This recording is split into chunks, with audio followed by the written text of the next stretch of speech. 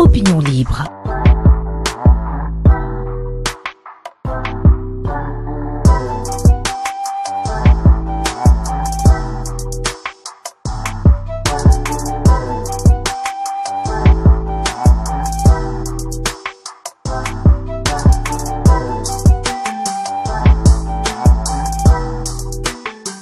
Opinion libre. Opinion libre. La voix du peuple. Baatu askan wi. Opinion libre.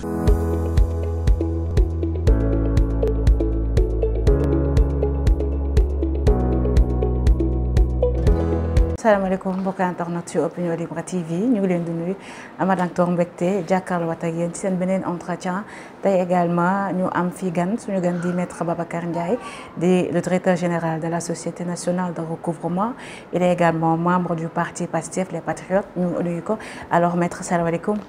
waaleykum salaam soxna Mami maa ngi lay nuyu di nuyu waa kër gi. di nuyu seen patron bi d'ailleurs Pape Cheikh maa ngi koy nuyu bu baax Pape Makhtar di moins voilà di ko nuyu. et puis di nuyu internautes yi nga xam ne ñu ngi ñuy suivre ñëpp en direct te di leen wax ni mbégte nañu am jàkkaarloo ak ñoom.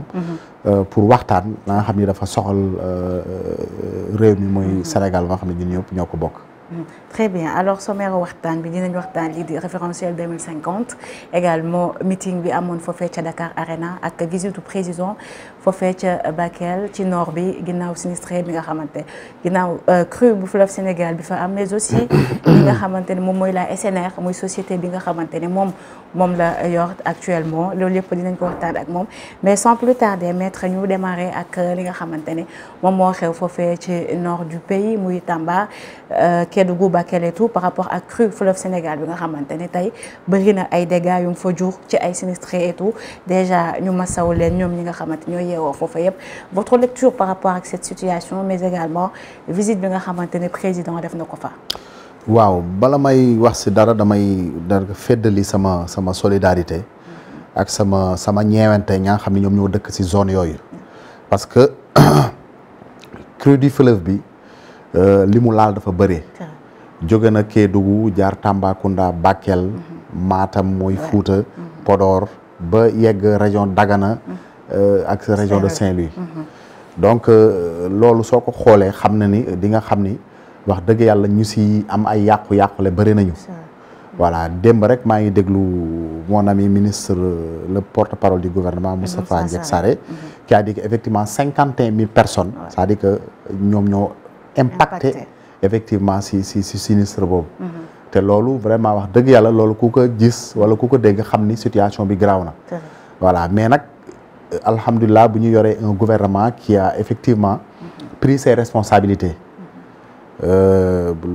président de la République moom si boppam moom moo wàccal boppam sur le terrain yabal na fa est-ce que avant tout d'abord ay ministre demoon nañ fa d'abord le ministre de l'intérieur ñoo ngi koy saluer di nuyu aussi le ministre de la femme et de la solidarité ma sœur Maymouna Diène ñoom ñëpp dem nañ fa massawu population bi avant le président de la République di effectuer cette visite là et ensuite aussi bu ñu fàtte ni le commissariat à la sécurité alimentaire aussi mi ngi sur le terrain ma sœur Soda Marème aussi elle est sur le terrain mi ngi def liggéey bi mucc ayib yóbbu na fa ay vivres pour le moment peut-être ñëpp mënuñu ko ñu jot mais mi ngi def liggéey bi te incha allah yéene mooy fexe ba ñëpp jot si li ñu war a jot pour assistance bu ñu soxla nit ñi mën ko am mais li ñu mën a retenir rek mooy le président de la République est sur le terrain li ko war mi ngi koy def mi ngi dem seet population bi taxawu leen massawu leen aussi teg si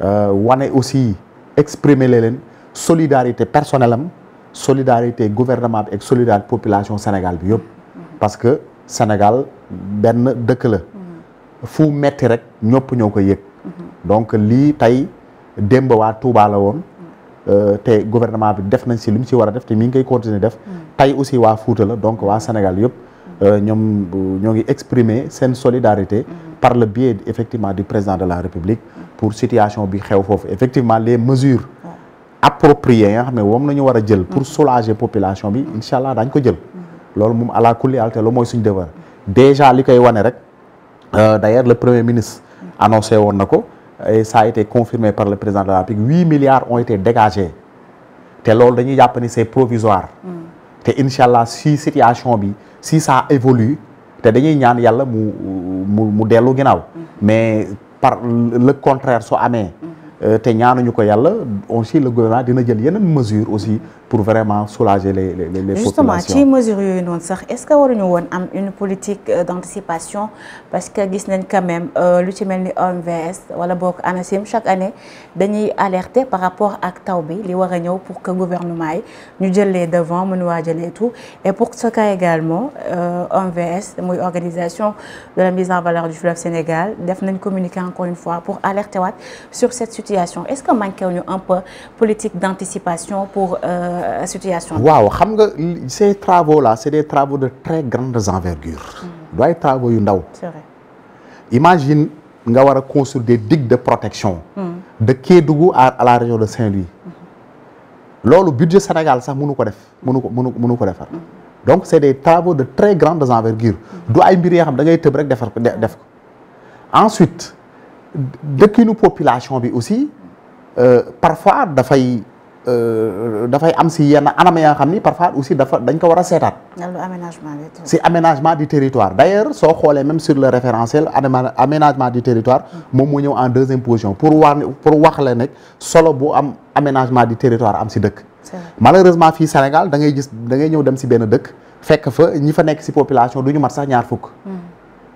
wala 30 personnes ñoo fay nekk te dëkk lay nekk. ñetti mbaar moo fay nekk wala ñeenti mbaar. te nit ñi aussi construction yi ñuy def fii aussi c'est des constructions yoo xam ni lu mu tudd sax benn kii naturel soo amee. ay tempête wala leneen ak leneen soo amee catastrophe naturelle saa yu amee rek.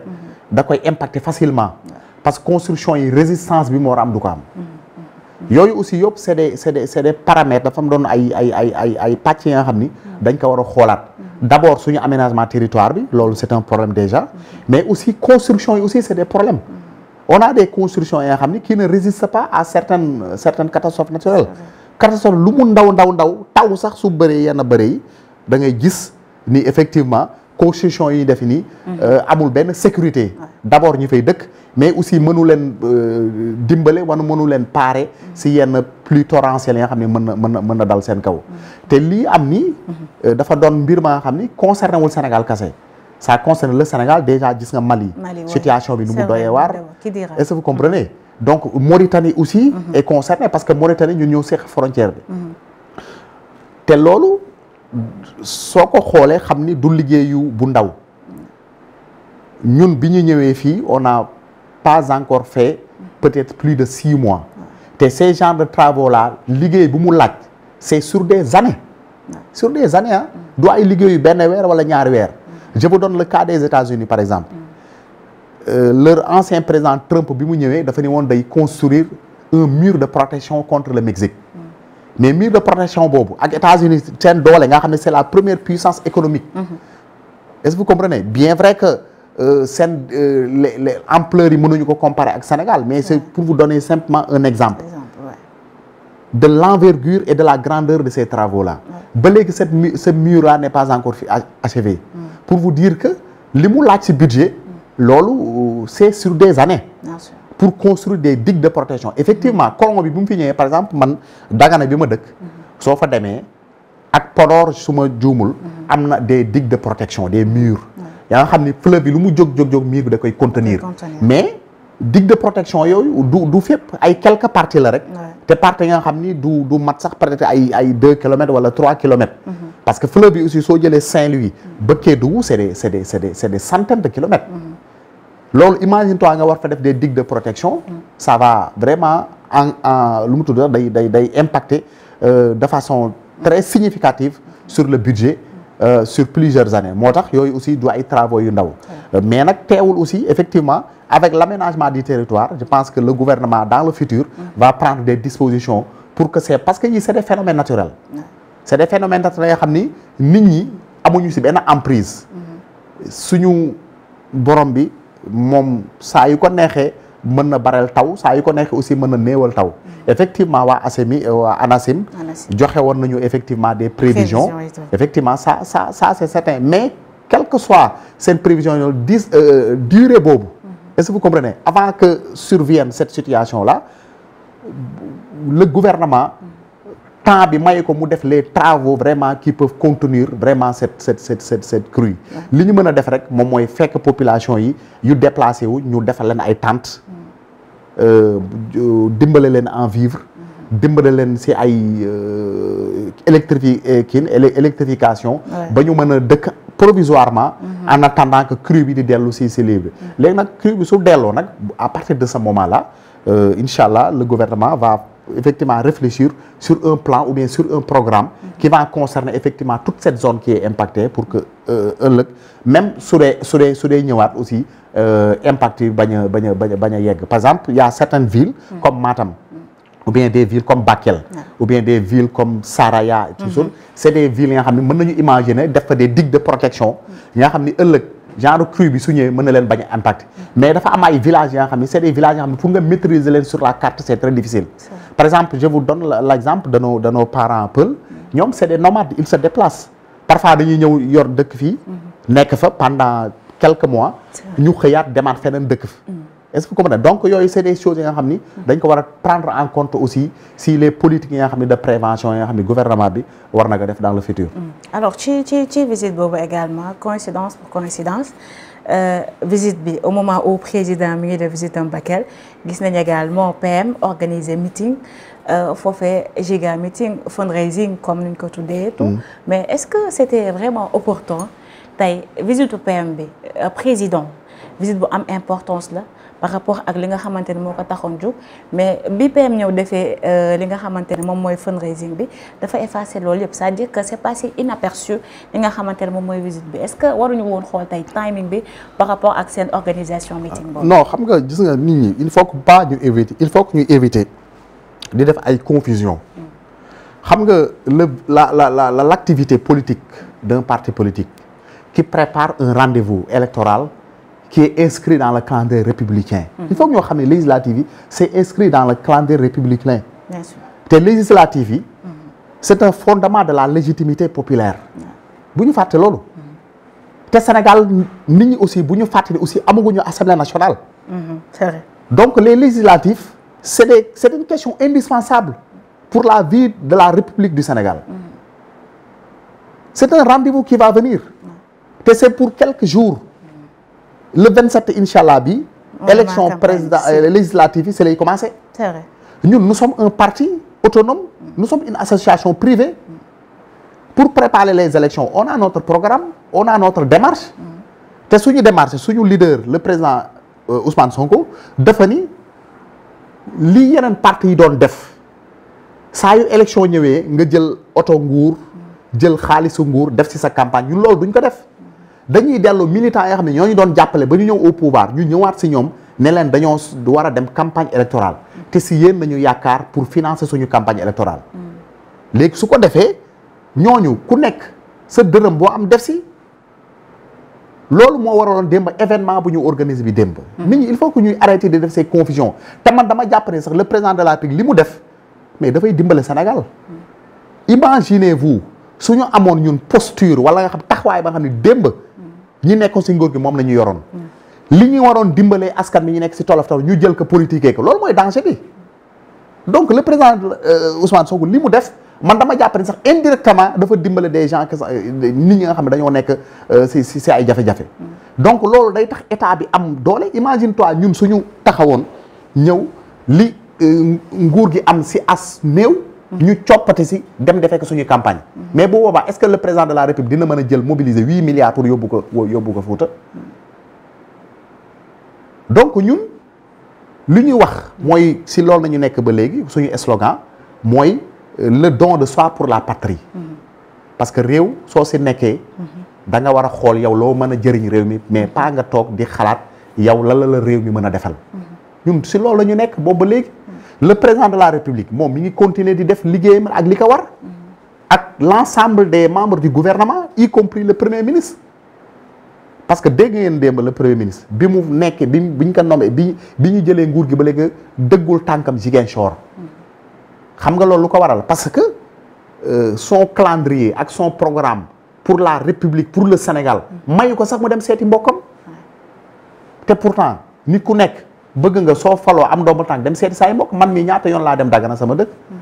keneen ak keneen ak keneen ñaata yoon la fa dem moom ba léegi amul temps sax pour dem nga xam ni kooku yitteem yëpp pour liggéeyal Sénégal la ko si la nekk. est-ce que vous comprenez. donc loolu nit ñi nañu bàyyi di def ay confusion. république dafa am nu muy doxee. te ku nekk ak sa wàll. li fi nekk nii c'est un rendez-vous. y a des échéances électorales yi nga xam ne dafa war a ñëw fii ak ay fan. ñun ñoo ngi jël suñu ay dispositions pour préparer ko. te yàqul lenn si liggéeyu gouvernement bi amul benn sooxee bu mu am si gouvernement bi. teewul aussi Sénégal yu bëgg exprimer seen solidarité si seen poste wala si seen xel mu rafet. ñoo ngi koy def. donc nit ñi nañu bàyyi di pour man di def ces confusions là yooyu jaru ko quoi. ñun li ñu war a def ñoo ngi koy def te ba ilaa yawmi diin kenn du am lum ñu reproché lu ñu waroon def te defuñu ko. wala li ñu war a defee nii defee wuñu ko nii ñun ñoo ngi nekk suñu logique. c'est normal ñeneen ñi nañu nekk di wax. dañu nekk di def seen show ñun on n'a pas le temps de faire des shows parce que dañoo dénk.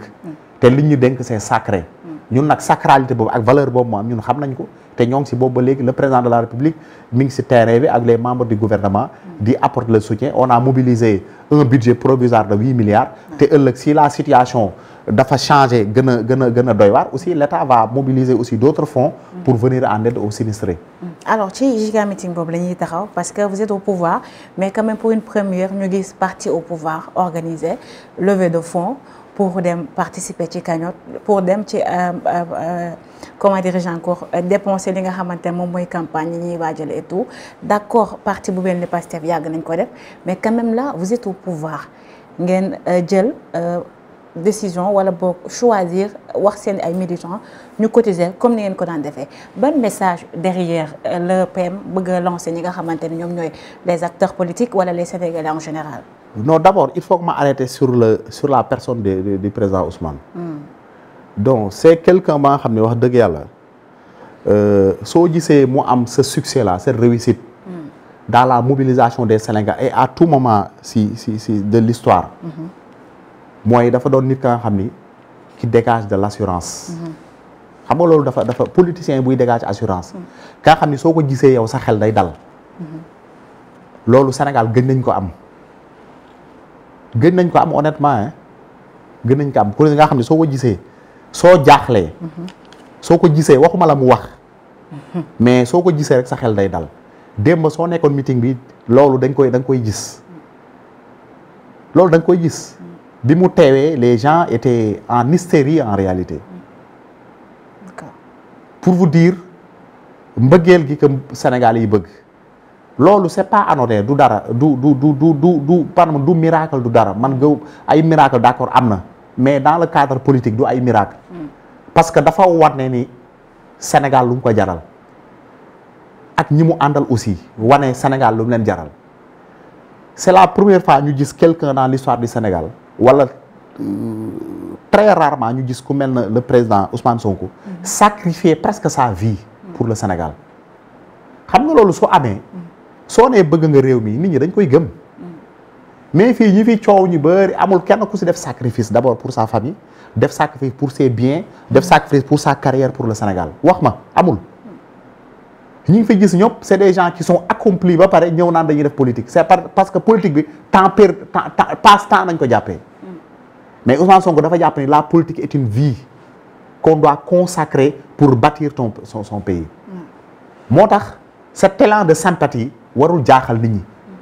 moom daf ko liggéey te daf ko jaral lu ne. donc lii ñu def nii c'est une rupture en fait.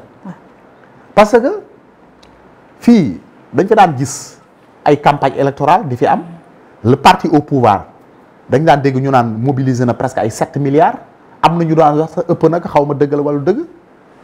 est-ce que vous comprenez. des milliards pour une campagne électorale. di jënd ay t-shirt lu nekk daañ ko jënd. di ko distribuer ba pare jël. te li ñuy financer la nga xam ni kenn maîtrise kenn xamul ñaata la leader politique bu nekk li muy tënk si liñ ko dénk pour financer sa campagne électorale kenn xamul ñaata la. mais loolu su amee moo tax nga daan gis élection saa yu daan pare quelques jours après ñu yokk les prix parce que li daan nekk ci kees bi yëpp dañ ko daan jël def ko yóbbu ko campagne. mais cette fois-ci le président Ousmane Sonko dañu leen ñun dañoo ñëw pour liggéeyal Sénégal. parce que aussi nit ku ñuul dafa yàgg sonn il faut le dire nit ku ñuul dañ ko marginaliser. nit ku ñuul dañ ko yàgg doyalal. nit ku ñuul dañ ko yàgg brider. nit ku ñuul dañ ko yàgg violenter. te loolu c'est sur des siècles. il faut que ñu briser ces chaînes de domination.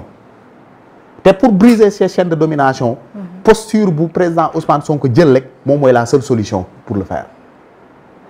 mooy fexe ba ñu xoolaat ñun suñu bopp remettre en cause ñun suñu bopp ku nekk def introspection sa bopp yow remettre en cause xam ni li ñu la dénk moomuloo ko dañ la ko dénk pour une mission bien déterminée. soo paree da ngay dem keneen ñëw. mais loolu pour mu am il faut ñu avoir cette conscience là. que ni ñun on est là pour travailler pour le Sénégal. te loolu suñ ko defee. continuer sur cette voie là ëllëg daañu mën a am vraiment wax dëgg yàlla li ñuy jooy pendant des années mooy moom suñu bopp si wàllu koom-koom moom suñu bopp si wàllu xam-xam moom suñu bopp si wàllu culturel moom suñu bopp sur dans tous les domaines nga xam ni ëllëg du ñu ñëwee benn dëkk du ñu ñëwee benn peuple loo gis léegi Sénégal yi ñu ngi dem àdduna bi ñu leen di toroxal parce que lu ko waral ñàkk bu nekk ci réew mi moo tax. jafe-jafe yu nekk ci réew mi moo tax. ñàkk espoir bu nekk ci réew mi moo tax. donc alhamdulilah bi ñu yàlla joxe ku mel ne le président Ousmane Sonko. quelqu'un qui a suscité de l'espoir pour les Sénégalais. diaspora bi espoir bi ñu am nii mosuñu ko am. Sénégalais yi ñu nekk fii espoir bi ñu am mosuñu ko am. ñu gëm ni incha allah si on suit les pas. qui sont tracés par le président Ousmane Sonko lépp lu doon metti Sénégal dina dañ te loolu li koy wane mooy les pas qu'il a posé pas yi mu posé lii dafa dal xel te xoolal réussite bu mu am xoolal réussite bi lii moo lay wane la donc le président Ousmane Sonko nit ñi gëm giñ ko gëm parce que gëmuñu ko pour sa personne gëmuñu ko pour sa personne Ousmane gëmuñu ko pour sa personne parce que joxul nit ñi ñu lekk joxul nit ñi ñu naan. est-ce que yaa ngi comprendre ku nekk sa dépense yaa koy régler sa bopp. est-ce que vous comprenez. mais dafa am lu mu leen woo te ñu xam ne lii mu leen woo dëgg la ñu ànd seeg moom te moom aussi mu wane ni moom lii daf ko gëm. loolu nag moo jafe woon suñu politiciens des politiciens de conviction loolu moo fi jafe te moom c'est un homme de conviction.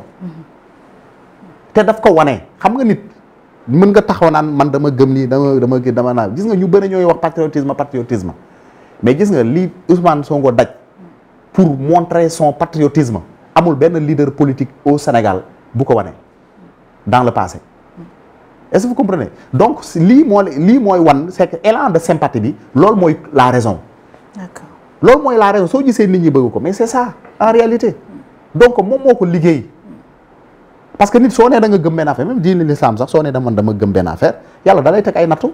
moom Ousmane dafa ni moom dafa gëm Sénégal dafa gëm le patriotisme gëm la rupture mu jaral ko ñu dàq mais yàlla commencé ko teg ay nattu ñu dàq ak fa mu doon liggéeyee ñëw jël ay accusations yu sóor di teg ci kawam génnee ak sa njabootam est-ce que vous comprenez teg ko ay nattu yu dul jeex mais loolu moom mu nekk ci li mu nekk musul dellu ginnaaw musul woote négociation musul woote wuy wallooy ba tey yàlla fekk ko ci kon ñun loolu dañuy sant yàlla donc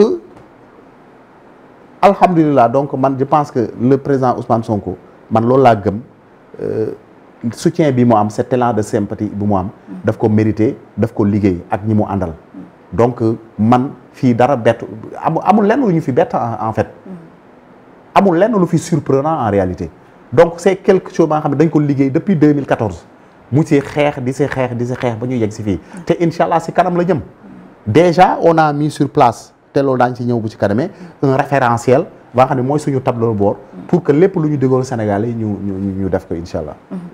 alors ci noonu aussi dañuy taxawaat tuuti te ba tey ci li nga xamante ne moom mooy levée de fonds bi parce que vous êtes à 500 millions sûrement dina évoluer et tout dégg nañ ko moom Pembe aussi mu ne bu ñu paree di ngeen ko dem présenter le ministre de l'intérieur comme ni ngeen ko daan defee est-ce une peut-être qu'une façon de dire à l'opposition ou bien de dire aux autres partis politiques de faire comme vous, wala est-ce qu'on peut s'attendre après élection législative et tout dina am peut-être loi bi nga xamantene mom ngeen di jël mettre ko en vigueur pour à ce que tay pousser les partis politiques ñuy wax ci li nga xamantene mom moy financement des partis politiques surtout en période de campagne. Non, c'est la loi, il y a une loi, effectivement, il y a une loi qui existe aux partis de présenter leur bilan financier chaque année. Il y a une loi. Mais la loi, bonne partie, parce que c'est vrai qu'on respecte le Sénégal presque. Parce que c'est vrai que c'est l'un des rares partis qui respecte la loi. Depuis que vous êtes en opposition, on va continuer de respecter cette loi. Effectivement, la loi, nous respecter parce que nous sommes gendarmes, nous sommes police, nous sommes juges, nous sommes dara. Nous sommes ministre de l'Intérieur. C'est le rôle du ministère de l'Intérieur. Moi, je fais le service mais nous, c'est juste peut-être un exemple qu'on donne aux autres. Pour voir les gens qui sont dans ces campagnes, il faut avoir une transparence. Transparence, c'est moi, il y a des financer la campagne. Ensuite, il faut utiliser. Après, il y a ce bilan. Mais c'est un parti qui aspire vraiment à gérer dans la transparence, à gouverner un pays. Mais il faut avoir une transparence. Parce que ce qui est Sénégalais, donc yow soo ma joxee sa alal ma gérer la ko soo ma ñëwee ni ma defal bilan man dama la war a defal un bilan defal un inventaire exhaustif li nga ma jox nan laa ko utiliser fan la ban dépense laa si def ak ban opportunité ak nan laa ko defee tout ça léegi lépp yu su yembee ma ne la tëyal sa bilan mi ngi nii loolu mooy yoon dans la marche d'une république amul lenn lu ñu fi inventé en fait. Donc man je pense que Pastef exemple bi mu joxe c'est un exemple qui mérite d'être suivi. En plus aussi, c'est un exemple aussi, d'où ça exemple, mais c'est une exigence de la loi. Donc, parti politique, il y a violé la loi. Est-ce que nous finissons qu'on défend ça? Mais nous sommes à notre connaissance. Donc, nous finissons qu'on défend violé parce que nous savons que nous avons fait campagne politique. Le président Ousmane Sonko, soit nous avons fait cette caisse, mais blanchiment d'argent, parfois, il y a des gens qui font de blanchiment d'argent dans leur campagne politique. Moi, xaalisu drogue wala xaalisu crime wala xaalisu ba nga xam ne dañ ko sàcc ba nga xam ne l'origine de ces biens est douteuse nga jël ko blanchir ko ci campagne bi te noo koy blanchir c'est simple mooy da ngay dem ci parking yi louer fa oto tu payes cash est-ce que comme nga dem ci louer ay bâche tu payes cash léegi ñooñu après seen xaalis boobu dañ koy jël déposer dans les banques suñu ñëwee déposer banque bi su ne leen xaalis bi fan la jógee fekkee c'est supérieur à 5 millions mu leen dama louer sama bâche dama louer sama oto dama louer sama ay sonorisation loolu rek na la wax te bu waa loolu c'est un justificatif qui est acceptable loolu mooy blanchiment de capitaux te loolu nit ñi dañ ci war a taxaw certains partis nga xam ne dañuy am des gros moyens te kenn xamul fu ñu koy jëlee loolu dañ ko war a seetaat aussi parce que c'est des moyens aussi de blanchir de l'argent sale ñun dañu wan Sénégal ni leen li ñuy def dafa leer Sénégalais yi ñooy def seen contribution ku am sa 1000 francs joxe ku am sa 5000 francs joxe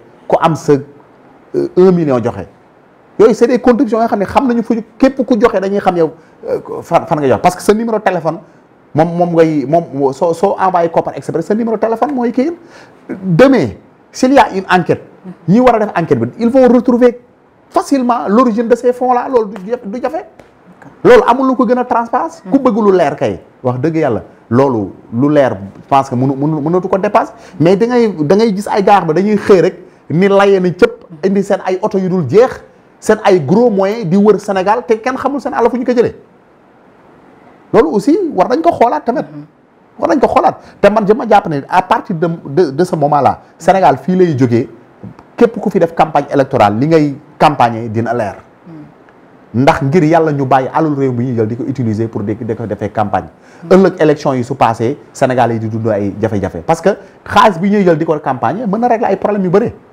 parce que ñun Sénégal fii lépp urgence la en fait lépp dafa am solo ba pare nekk urgence te compte tenu de ces considérations je pense que on n'a pas le droit de gaspiller les deniers publics. Alors, un Sénégal juste, prospère et souverain, tels sont les mots qui définissent le référentiel 2050, comme nous l'avons présenté le 14 octobre. Mettre Tibi référentiel Bobo, nous sommes en 4 axes, Djel Baobabi, Mounek référence et tout. Ce li ma lay njëkk a laaj c'est par rapport ak la bonne gouvernance bi nga xamante ni tey quoi qu'on puisse dire tey mën nañ jàpp que ni moo tardeel suñu réew ci fànn yu bëri ngeen ñëw mu nekk ci axe bu njëkk tey ci politique référentielle boobu lan la ñu mën a xaarandi tey ci yéen lu ñu mën a jàpp ni tey foofu ngeen war a mën a basé wu pour à ce que ñu am une bonne gouvernance bu ñuy permettre ñu décoller dem de l'avant. waaw d'accord xam nga yaa ngi koy wax léegi xam nga ce référentiel. pour la transformation systémique du Sénégal d'ici 2050. dafa am 4 axes. par axes yi point bu si njëkk mooy la bonne gouvernance et l'état de droit. parce que un état mënul def des politiques publiques yi nga xam ne day amal njëriñ askan bi te amul une bonne gouvernance gouvernance loolu lañ doon waxtaan léegi mooy sur la gestion saine yaa ngi des deniers publics parce que bonne gouvernance mooy population bi ci boppam di xam askan bi alal bi ñu yor ak naka nañ koy doxalee. Je vous donne un exemple parce que États-Unis soo demee capitale am na y a un dispositif bu fa nekk benn genre tableau la. ba nga xam ni chaque seconde chaque minute da lay wax exécution budget bi da ngay xam fu mu toll. recette bu dugg. tableau bi da koy affiché. dépense bu état fédéral bi def tableau bi da koy affiché pour vous dire dans ces pays là lu tax ñoom ñu avancé ñun ñu nekk fi tollu situation yu métti yi ba léegi parce que dañoo yàgg am ay nguur yi nga xam ni suñ la falee da ngay jàpp ni nguur gi sa àll la yaaka moom tekki nga soo amul woon kër di nga am kër soo amul woon oto di nga am oto soo daawul woon dem vacances di nga commencé dem vacances ñun nguur noonu nañ ko jàppee woon dañ ko jàppee woon ba sax nit ki day nguuru sax le nom de nguur sax moom moo njëkk a péjoratif mooy da nga yor pouvoir pour yow lu mu te pour s'enrichir pour jëriñ sa bopp jëriñ sa ay mbokk ak jëriñ sa ay àndandoo ñun loolu lañ jàppee woon pouvoir waxuma la yow sax tu t'enrichis mais sa ay proches sax ils s'enrichissent mais loolu ba kañ suñ ko continuer Sénégal day nekk sa ay jafe-jafe ba léegi soo génnee léegi si mbedd bi da ngay gis la situation dëkk bi nu mu mel par rapport soo demee si yenn dëkk yi nga xam ne vraiment wax dëgg yàlla si am nañu ay jéego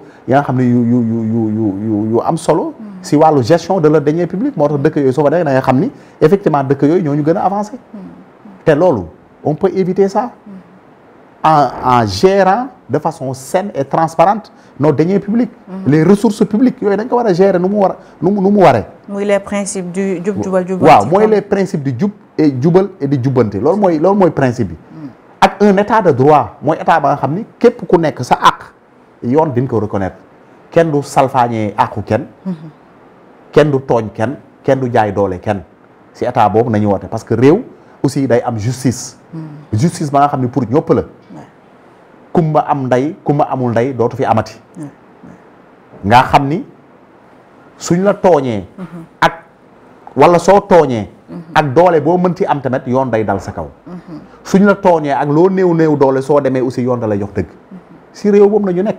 nañu war a xeex loolu suñ ko amee ba pare ñu jóg a dem si beneen axe bi mooy l'aménagement du territoire parce que Sénégal le territoire foog ñu aménagé xam nga lu tax mu laaj aménagement parce que ñun état wu la république Sénégal ñun du suñu cosaan république Afrique cosaanoowu la république est née en Grèce dans la Grèce antique qu'on appelle la Republica yaa ngi ko problème bi ko cette république là américains yi les États-Unis en 1776 ñoom ñoo njëkk a fondé la première république dans le monde après la Grèce antique parce que américains yi seen histoire aussi soo ko xoolee di nga comprendre les raisons pour lesquelles ñu fondé la première république moderne parce que américains yi soo seete seen cosaan ñoom ñëpp Europe nañ jóge mais jamono ji ñuy jóge Europe di ñëw Amérique jamono ji Europe ay royauté rek moo fa amoon l'Europe était dirigée que par des monarchies yëpp même France bii di wax ni monarchie moo fa amoon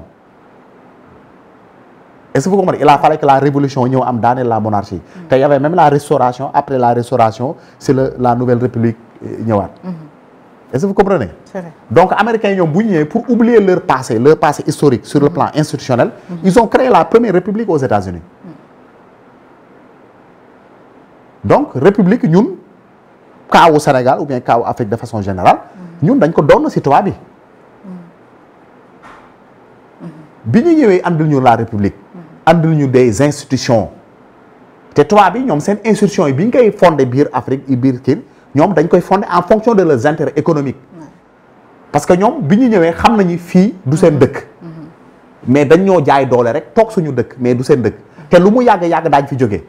moo tax ñu xam ne nag ñoom li ñuy war a def. mooy fexe ba wut ay infrastructures yoo xam ni. lu ñuy jëlee suñu réew pour yóbbu ko seen dëkk daañu am fu ñu ko jaarale. moo tax ñu créé soo xoolee dans tous les pays africains seen capitales yi ci wetu géej gi la nekk. dans tous les pays africains. dans tous les pays xoolal France fi mu nekk France je vous donne l'exemple de Paris. Paris est au centre de la France. Paris amul géej. Paris est au centre de la France. fleuve la am Seine c'est la Seine. parce que dëgg mais capitale boo gis normalement si diggu dëkk bi la war a nekk. en principe. géographiquement loolu moo gën a acceptable. donc Sénégal fekkoon peut-être dafa jaar yoon peut-être la capitale serait peut-être au centre du pays. mais donc capitale Sénégal fi mu toll ñu dañ ko hérité du colon. te capitale Dakar mu représenté sur le plan superficie 550 kilomètres carrés. donc ce qui est presque 0,2% su ma juumul du territoire national. donc c'est trop petit. ba pare qui concentre aussi. lu mu tudd sax. presque 5 voire 6% de la population sénégalaise. ñëpp nekk biir Dakar. en même temps l'économie aussi. l'économie aussi 80% de notre économie. des industries du Sénégal sont à Dakar. c'est vrai. léegi loolu déséquilibre boobu la. te soo xoolee sur le ratio même de la pauvreté. tu sais que la pauvreté c'est 37 virgule et quelques pour cent. 37,%. sur les 37%. Dakar li si wàllam c'est 8,9%. c'est-à-dire que Dakar pauvreté bi bëriwu fi. si suñu xoolee le PIB national. pauvreté bi bëriwu fi. c'est en fonction du PIB il faut préciser d'abord. bien vrai que man dama jàpp ne sax pauvreté bi daf fii la ëppee sax quoi. mais xam nga dafa am ay nattukaay yoo xam ne économistes yi moom la ñuy nattee. mais suñu xoolee sur le PIB. 8,9% le PIB bi. nga dem dans les centres régionaux. mooy par exemple nga dem Saint-Louis nga dem Matam nga dem Ziguinchor. nga dem Tambacounda centre capté nga dem Thiès commune. nga dem Mbour wala nga dem Kaolack les centres régionaux. foofu la pauvreté c'est 29,5%. c'est vrai. est-ce que vous comprenez. nga dem dans le monde rural xam nga pauvreté foofu ñaata la 53,5%. dans le monde rural c'est-à-dire que àll bi ñoo gën a ñàkk. mooy les villages. moo tax. loolu moo waral exode rural bu bëree bi. nga xam ni képp ku nekk sa dëkk soo demee ba dëgër rek yow yaa ngi danaa la demal Dakar. soo jàngee ba pare ñu si bëre du ñu jàng wala suñu jàngee tamit alxuraan nañuy jàng ak kii. mokkal suñu wàccee kaamil rek ñu ne la demal nga Dakar nga daani sa doole. moo tax Dakar concentre effectivement. l'essentiel de la population. une grande partie de la population du Sénégal à Dakar. te loolu dafa bari yu muy jur. dafay jur insécurité dafay jur promiscuité dafay jur aussi problème aussi de satisfaction des besoins de base. am na beneen cas aussi mooy les hôpitaux aussi parce que hôpitaux yi si bëri fii la nekk Dakar la nekk. c'est vrai. ku am problème foo nekk si région yi parfois su mettee sax danañ évacuer Dakar. wala parfois am na yenn médecins yi nga xam ne sax pour nga gis leen il faut nga ñëw ba Dakar. donc loolu aussi ça crée un déséquilibre. te déséquilibre moo tax aussi il faut ñu def benn réaménagement du territoire. fexe ba territoire yi. ñu équilibrer leen. te réaménagement boobu suñ ko defee d'ici 2050 Dakar va. représenter sur le PIB les PIB national Dakar va représenter 29 virgule nangam yeneen régions yi ku nekk jël sa part loolu ça va créer un équilibre sur le plan territoire. donc l'aménagement du territoire elle est fondamentale foog ñu def parce que schéma bi ñu nekk nii kenn mënu ci développer Sénégal dañuy sonal suñu bopp rek. parce que il faut que ñu exploiter les autres opportunités qui sont dans les régions et il y en a beaucoup. soo demee dans le fleuve dans la vallée du fleuve ces opportunités agro-industrie. nga dem à Tambacounda ces opportunités minéralières. mooy les fer de Falémé l'or qui se trouve là-bas. kon Tambacounda mën na nekk une zone industrielle. nga dem dans le sud aussi ces opportunités agro-industrie. nga dem dans le centre aussi ces opportunités Thiès et les autres. dëkk bu nekk am na benn spécificité am loolu suñ ko exploité les Sénégalais dootuñu sentir le besoin di ñëw Dakar à tout moment ils vont rester chez eux su ko defee Dakar mooy boom démographique bi fi nekk dina wàññeeku bu baax a baax dina wàññeeku bu baax circulation bi soo gisee embouteillage yu bëri yi mais loolu moo ko waral parce que y a un boom démographique moo tax y a tout l'embouteillage pour ça aussi maître est-ce que du ñu xoolaat également li nga xamante ne heureusement ba mooy nekk troisième point ci kii bi muy le capital humain voilà loolu capital humain bi si loolu laa doon waaj a ñëw gis nga soo defee aménagement du territoire ba pare nga ñëw def une politique de valorisation du capital humain parce que nit aussi dëkk soo gisee par exemple dëkk bu mel ne Japon soo seetee c'est un pays sans ressources c'est comme la Corée du Sud te Corée du Sud soo seetee ñun ak ñoom maa ngi jégalu soo seetee Corée du Sud ñun ak Corée du Sud ñoo tolloo même PIB au moment de nos indépendances 1960 tey Corée du Sud il fait partie des mastodontes de l'économie mondiale 10e xaw ma 8e place sur le plan économique dans le monde Corée du Sud soo seetee am na ay marque de véhicules Kia lu mu tudd sax yu bëri ñoo koy defar Hyundai Samsung bii xale yi di nekk c'est Corée du Sud sur le plan naval bateau yu bëri ñoo koy defar je pense que bateau Aline Sitoé Diatta xaw ma ak yenn am na bateau yi nga xam ne ñoom ñoo ko defar est-ce que vous comprenez pour vous dire que ñooñu ils ont misé sur le capital humain ils ont bien formé leur population formé leen dans les technologies dans les sciences am des ouvriers qualifiés parce que loolu il faut la formation ñu gën ko accentuer te ces écoles de formation là foog ñu task dans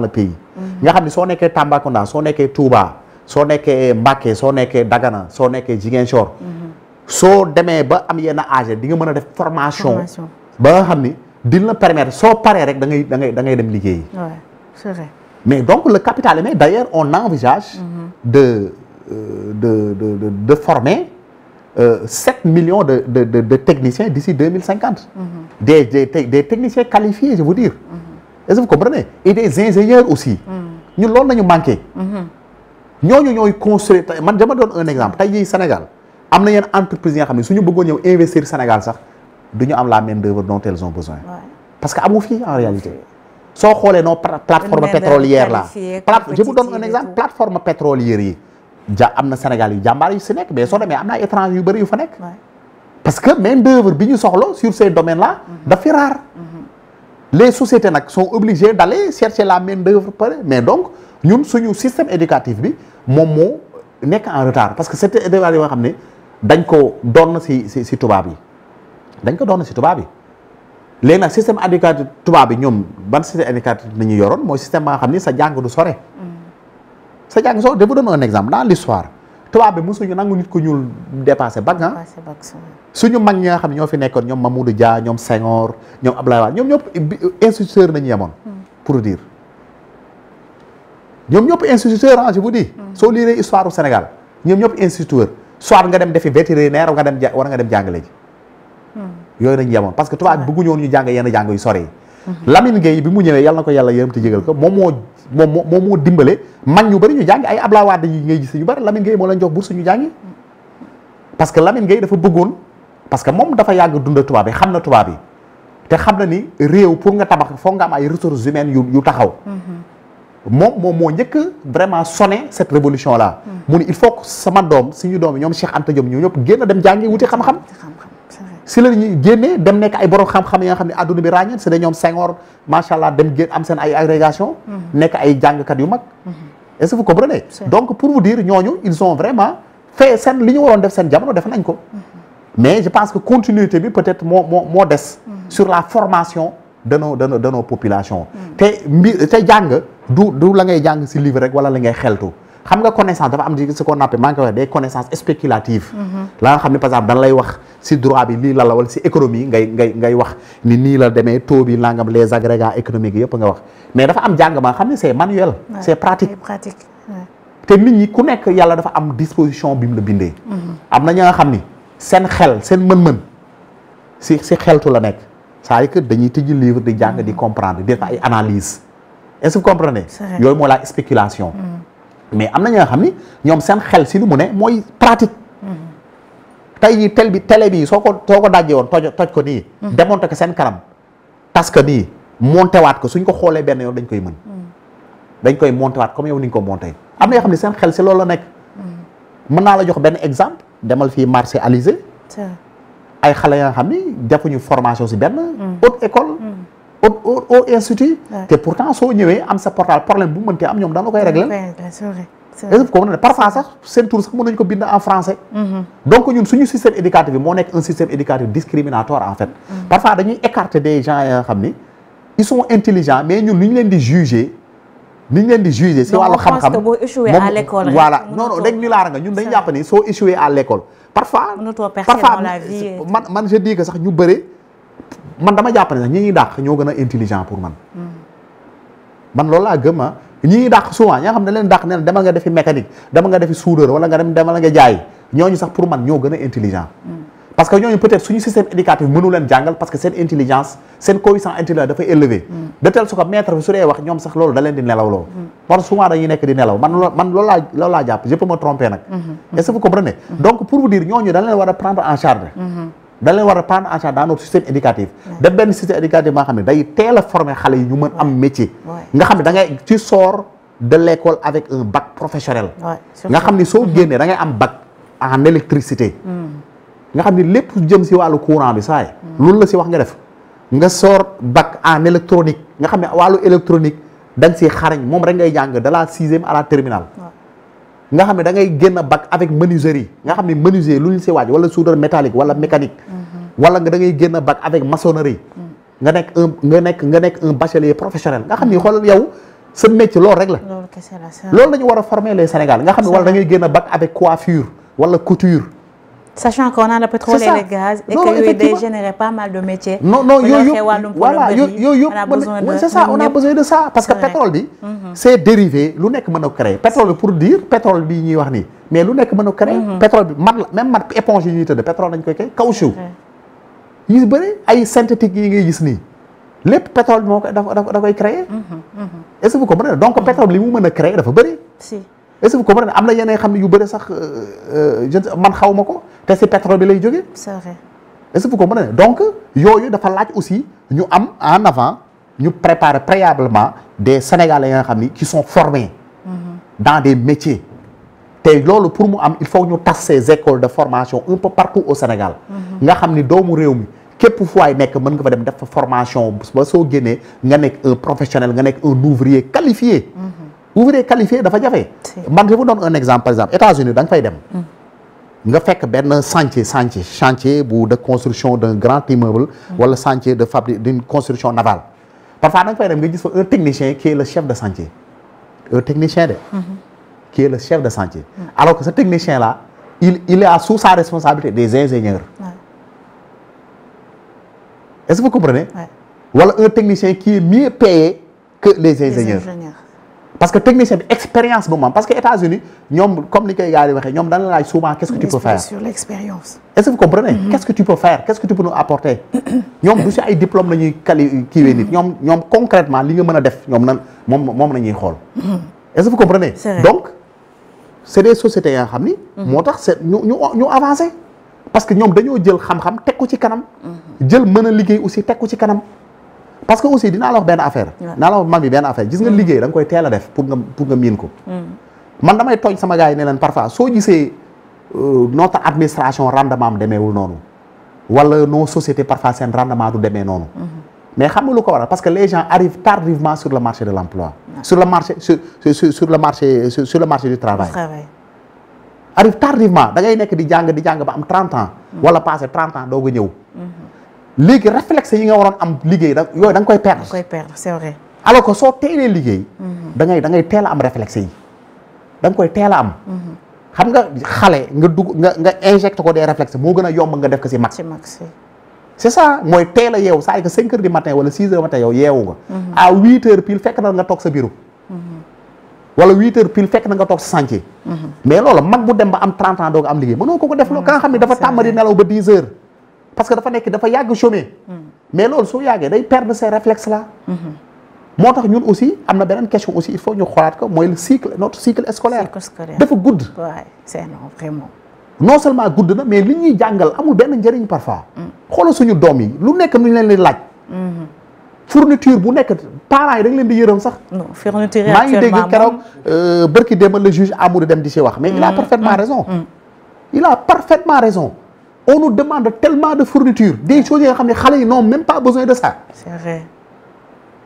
est-ce que vous comprenez mais yooyu dañ ko il faut ñu xoolaat ko man pour man jàng ñetti matière rek doy na si jàng. mooy nga jàng langue bi ngay maîtriser langue ak yow li nga war a jàng nga jàng ko. nga xam ne soo si màggee professionnel nga ciy doon. yow sa yoon newul si leneen. keneen def na nu keneen parce que nit mënul jàppandoo lépp. nit benn affaire rek la mën a jàng mu maîtrise surtout jamono yi nga xam ne métier yi dañoo bëri. benn métier rek nga si mën a jàng caméraman rek nga mën a nekk yow doo sa lumière ak yow loolu sa yoon newul. et puis ce qui est paradoxal dans ça li ngay jàng yëpp après boo demee sa étude supérieure t'es obligé nga choisir. benn matière bu nga xamante ne après loolu ngay pratiquer dans la vie. mais c'est ça mais kenn du ko sax laaj. on nous apprend des choses yoo xam ne inutiles. je dis souvent loolu bi ngay jàng en mathématiques. jamais dans la vie on va te poser cette question. doo liggéey ba ñu ne la LN de 2 lii lay signifier. et pourtant des gens sont pénalisés. au niveau du baccalauréat wala BFEM à cause de ça. à cause de ça. donc ñun suñu système éducatif bi dañu war a xoolaat lépp profondément te loolu incha allah le gouvernement du Sénégal va y travailler et va présenter effectivement benn système éducatif ba nga xam ne vraiment. qui est adapté à nos besoins. parce que nit ki looy jàng da nga koy soxla. doo jàng loo soxlawul. waaw carrément. est-ce que comprendre. doo jàng loo soxlawul. donc loolu incha allah le président de la République. avec le gouvernement dirigé par le premier ministre Ousmane Sonko daañu ci liggéey incha allah daañu am benn système éducatif bu mucc ayib. ba nga xam ne dañuy valoriser nos langues nationales. parce que man dama jàpp ne nit ki sa langue nga war a jàngee. pour man xale bu ñëw ba nga xam ni moom wolof la nàmp. wala séeréer wala joolaa. dem ba màgg ñëw si. école ñu koy naan A B C yaa ngi koy violenté ama pour man mais c'est une violence en fait dañ koy indi dans un monde ba nga xam ni tu lui fais peur c'est ça que yaa ngi koy déraciner pour man genre même déracinement la sax d'ailleurs est-ce que vous comprenez donc yooyu aussi il faut ñu liggéeyaat yi parce que aussi ñu bëri aussi loolu moo tax aussi seen jàng sorewul parce que langue bi ñu leen di jàngale il ne la maîtrise pas du moins langue c'est une langue étrangère ñu bëgg la ko imposer effectivement langue étrangère am na solo. parce que aussi dañuy génn si réew mi di jàngale loolu am na solo mën nañ ko jàng mais man pour man c'est notre outil pour maîtriser la science. pour maîtriser les maths pour maîtriser yeneen bépp wàllu xam-xam dafa war a nekk sur nos langues nationales. man loolu laa jàpp. te loolu laa gëm. su ñu ñëwee si beneen aspect bi. mooy la compétitivité aussi. après le capital humain. il y a la compétitivité économique. te loolu aussi lu am solo la. il faut que ñu am aussi des industries. compétitives. te industrie compétitive pour nga am ko il faut que ces industries là mettent sur le marché des produits compétitifs. aussi xam nga produit compétitif lu koy andi. il faut que les coûts de production aussi nekk ay coûts de production yu yomb. te coûts de production li si gën a am solo mooy les coûts de l'énergie. loolu moo si nga am solo. entreprise yi ngay gis fii yëpp li ñuy fay si énergie dafa bëri. le fisc aussi l'impôt aussi si la bokk. voilà la pression fiscale aussi. ça fait partie aussi. loolu aussi war nañ ko xoolaat. dafa et le gouvernement il travaille d'ailleurs démb rek le président Ousmane Sonko suma juumul wax na ko nee na moom effectivement il a dit parce que nit il faut élargir l'assiette fiscale par exemple ñun ñett ñii soo andi woon 1000 francs nga ne ñun ñett ñoo koy fay ku nekk peut-être dina fay 300 et quelques. mais soo ko séddale woon 5 personnes wala 10 personnes mais day yomb. ku nekk 100 francs rek lay fay. loolu mooy élargir l'assiette fiscale. mooy ñu élargir assiette fiscale ba nga xam ne ñi war a fay impôt ñëpp dañuy fay impôt mais malheureusement nous avons un secteur informel qui représente 97%. loolu c'est extraordinaire. 97% le secteur informel bi di représenter au Sénégal. te secteur informel mais ñu si bëree mi ngi noonu duñu fay impôt. mais secteur informel ñoom ñëpp suñ doon fay impôt ku nekk su doon fay 1000 francs rek 1000 francs ñu koy fayandoo rek c'est-à-dire que pression fiscale bi day wàcc carrément day wàcc nga xam ne ñëpp koy attan léegi nag pression su wàccee le coût de production wàcc mooy le coût de l'énergie su wàccee. mais su ko defee l'industrie qui a son usine qui produit léegi moom prix bu muy jaayee dina mën a yomb. prix bi mu naroon jaayee 1000 francs mais 500 la koy jaayee. ensuite taxes yi aussi. dina mën a créer de l'emploi.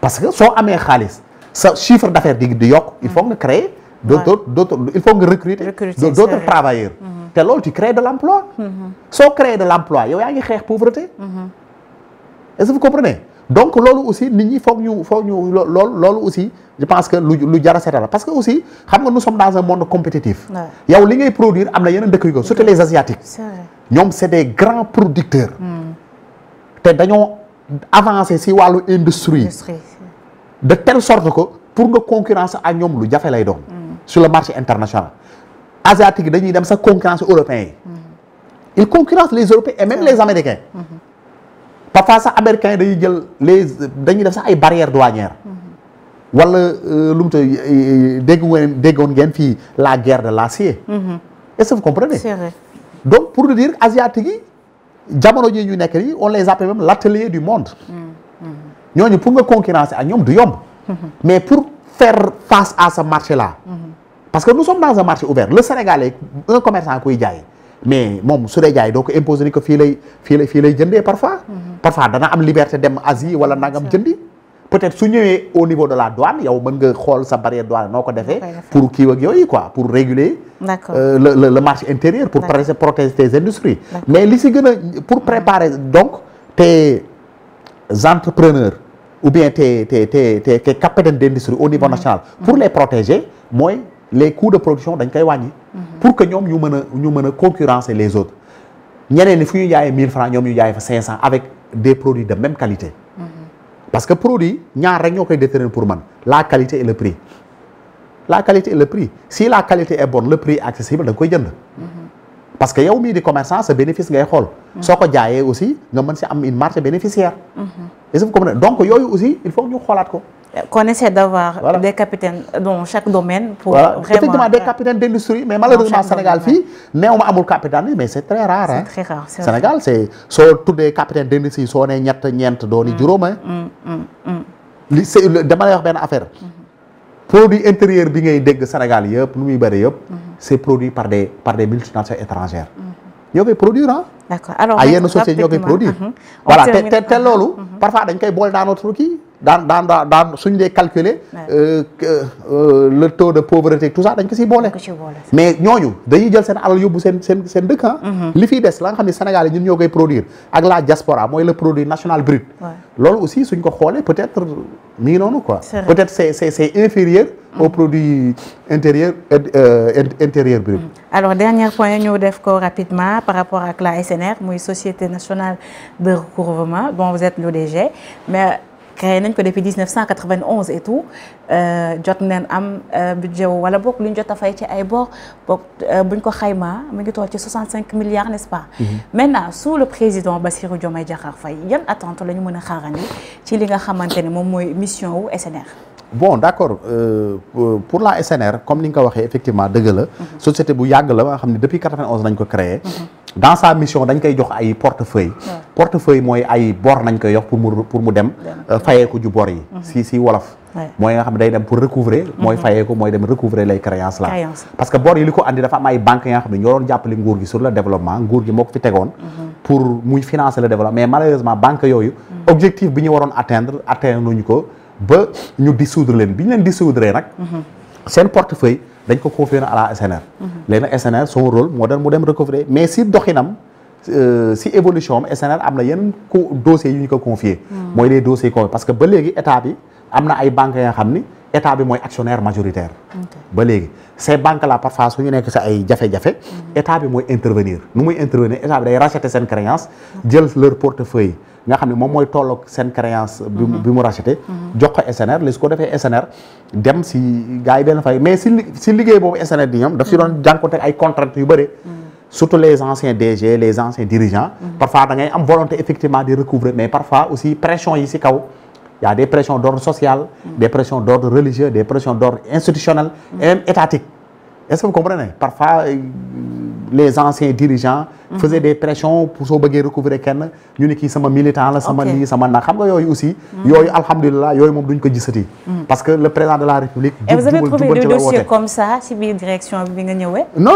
mais loolu am na ci bare na ci loolu ba nga gis ay mais c'est l'ancien régime quand même da nga fekk ay dossiers yoo xam ne wax dëgg yàlla lu ko tardel mooy ay intervention yooyu moo ko tardel mais man bi ma ñëwee dama leen continuer na poursuivre ces dossiers là parce que da nga daan ñëw agent yi sax parfois dañ doon découragé dañuy ñëw jël benn dossier liggéey ci ba gis ki yoral kii bi fexe ba am xam ay këram parce que ñu bëri dañ naan leb xaalis nëbb seen ay kër kenn du ko xam te duñu am garantie duñu am dara parce que dañ leen ko jox parce que dañoo am proximité avec les dirigeants de l'époque ñu lebal leen xaalis ñu liggéey soit dañoo bañ a fay wala seen liggéey doxul mais seen kër sax pour nga gis que jafe-jafe lay doon mooy garantie nga xam ne moom nañu war a gàll si bor bu ñu yor mais malheureusement man dis-moi heureusement sama agent yi ñu nekk vraiment ay agent yu xarañ yu jàmbaare nekk ci nekk ba dañuy dem ay enquête di wàcc sur le terrain ba gis yow kër ga nga xam ne yow yaa ko moom te da nga yoral gars yi kër buy jar par exemple soo ko xayma mën na jar ay 2 milliards wala 3 milliards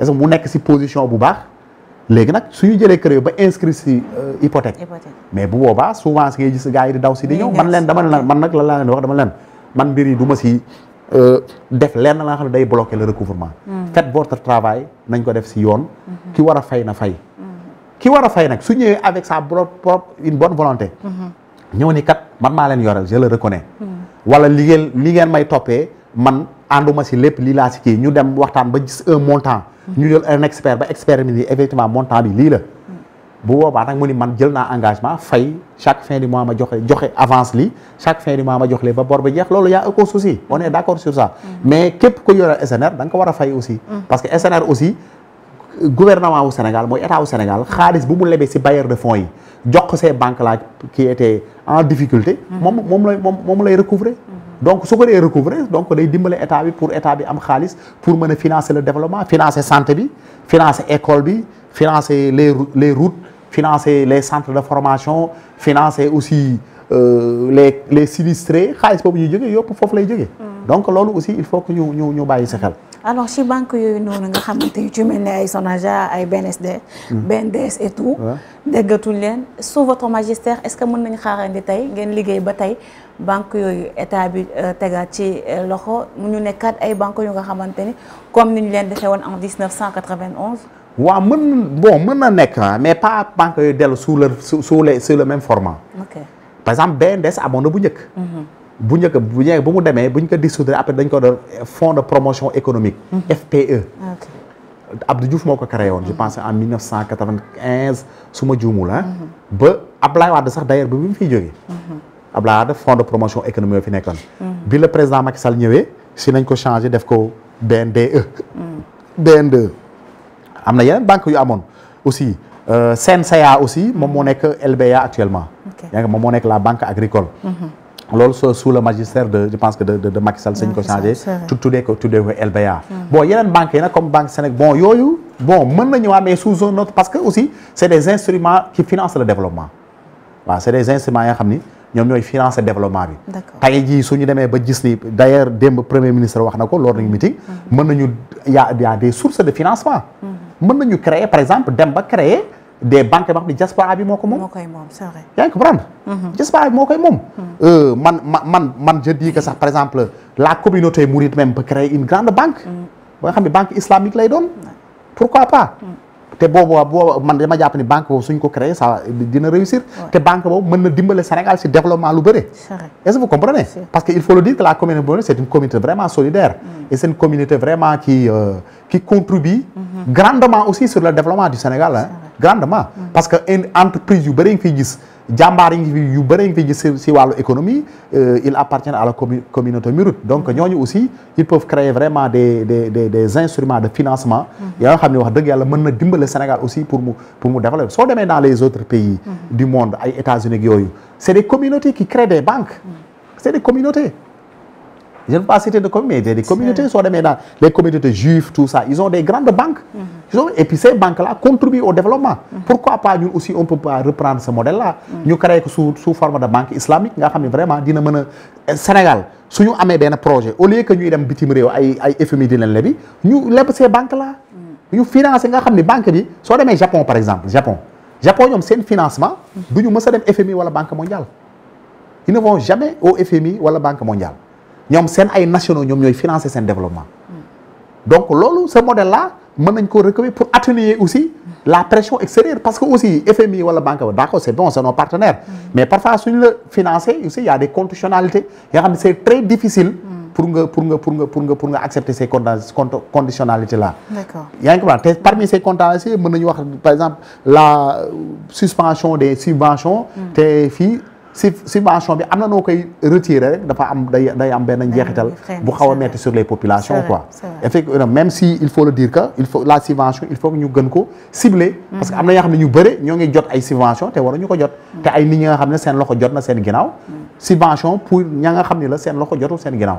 voilà ñooñu la quoi mais malheureusement fii subvention bi dañ ko généraliser. te loolu aussi dañ ko war a xoolaat. d'accord alors merci maître jaajëfal nañ la ak temps bi ñu may pour ñu waxtaan ak yow. non maa ngi leen di remercier yéen tamit man aussi maay gën a kontaan si kii bi. si seen ñëw bi ngeen fi ñëw. li ñu doon waxtaan yëpp pour njëriñu Sénégal la.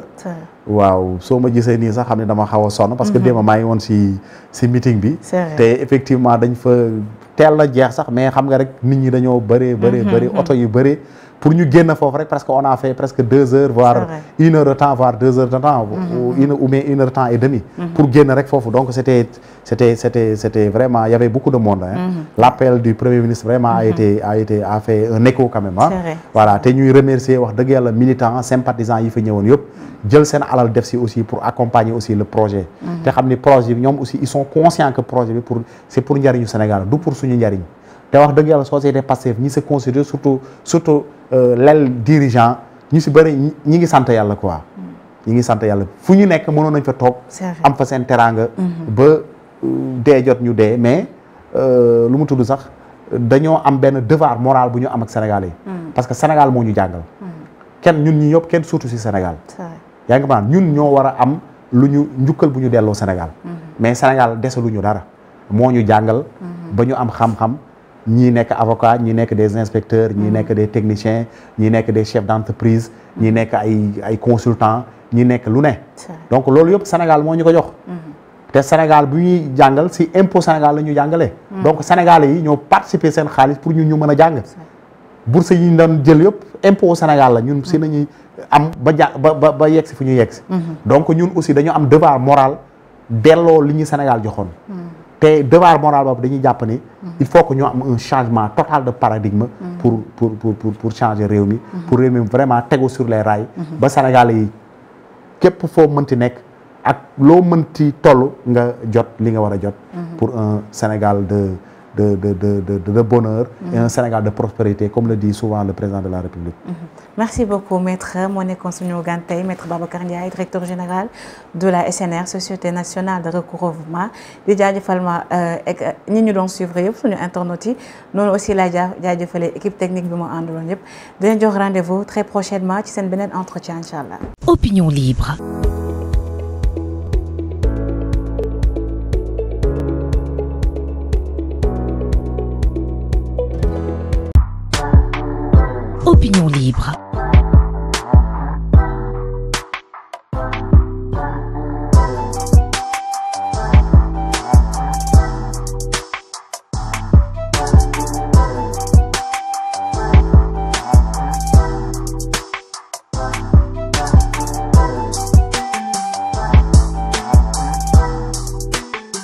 Opinion libre. Opinion libre. La voix du peuple. Batou Askan Wi.